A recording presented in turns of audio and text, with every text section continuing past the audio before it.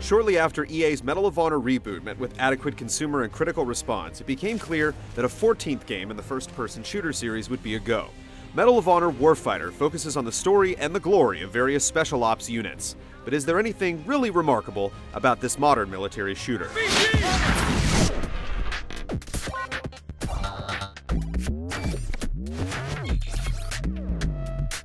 Oh, beautiful. When Isabella shows up with her cute friends, Michael can take his pick. Honey.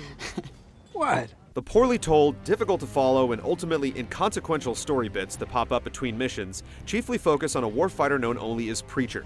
The life of a soldier has left this sad, glassy-eyed figure feeling estranged from his family. He's been too long away from home, accumulating vast numbers of headshots while serving his country.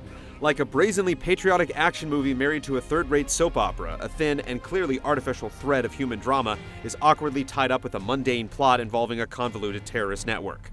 Regardless of any intention to honor real-life soldiers and their families, it's altogether unconvincing and unmoving. ما بتوكل.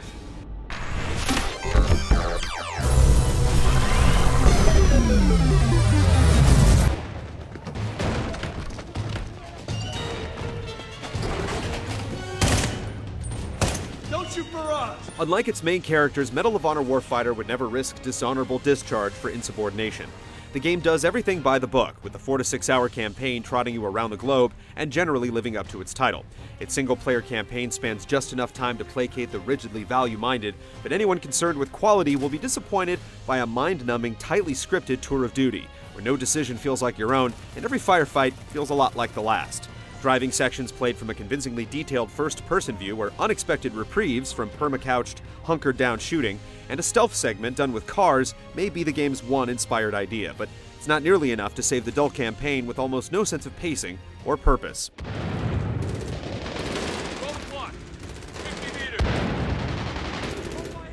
A class-based multiplayer game with tightly focused maps and no vehicle shenanigans outside the occasional drone fares a bit better. Despite the downright glacial pace at which you unlock equipment customization options, Warfighter works a team sports angle that's reinforced by its broad spectrum of real-world spec ops teams, each with its own equipment and regalia. It offers an enjoyable and highly competitive environment in which to do battle with your fellow players. Most objectives are familiar, such as controlling zones for points or simply killing the other team, but the one life to give home run mode is a quick-moving variant on Capture the Flag that's not completely unique, but still deserves mention. The most notable multiplayer element is actually the game's fire team concept. You're automatically paired with a partner at the start of the match, encouraging ad hoc cooperation even if you're playing casually without a headset.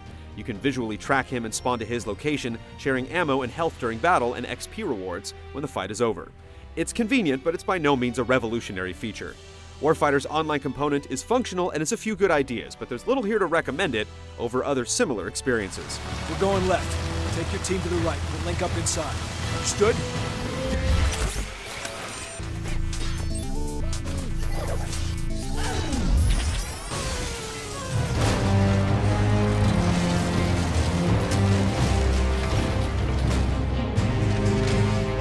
The business of killing in Medal of Honor Warfighter is easily accomplished thanks to well-suited controls, good weapon feel, and an analog lean and peek mechanic that, while not perfect, offers you increased precision. Clicking in the right stick will often swap between optics and iron sights, a small touch of military minutia that's both novel and useful. Unfortunately, while the basic controls feel right and are well-suited to competitive multiplayer, playing through the single-player game just isn't much fun at all.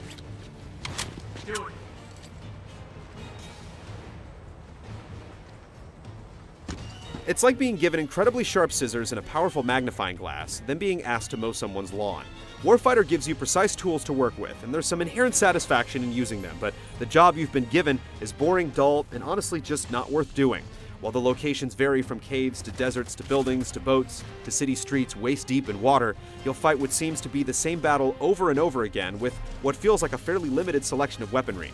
Each location feels like a monotonous, stop-and-pop shooting gallery where positioning and tactics aren't really important.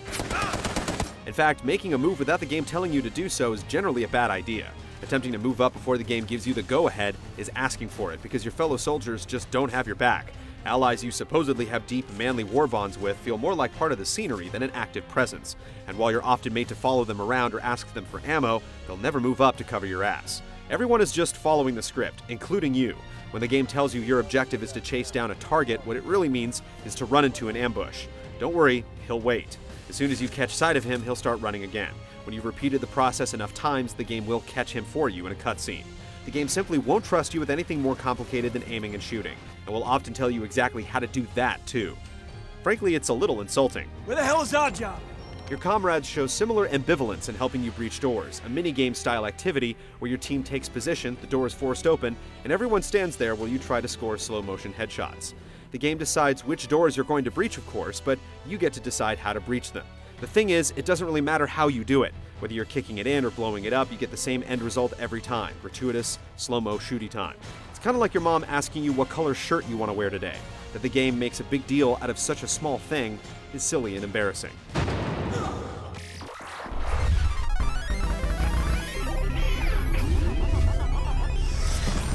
Voodoo, we're on your 6! Give us heads up on anything you see!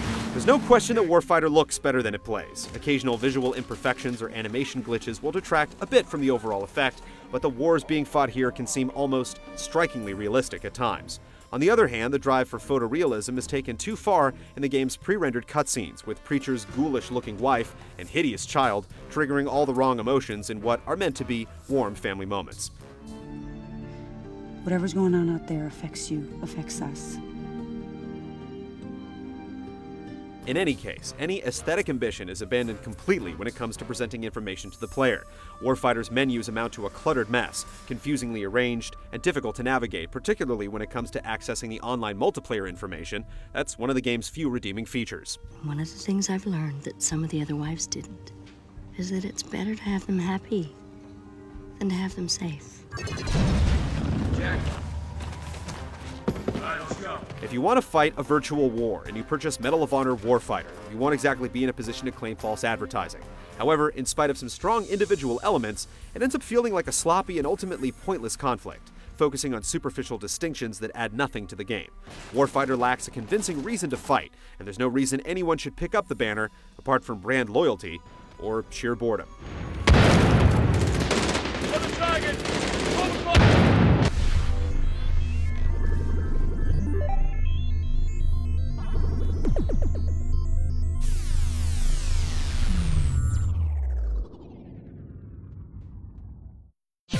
See this and other GT shows and game reviews on the GT Originals iOS app, available now on the App Store.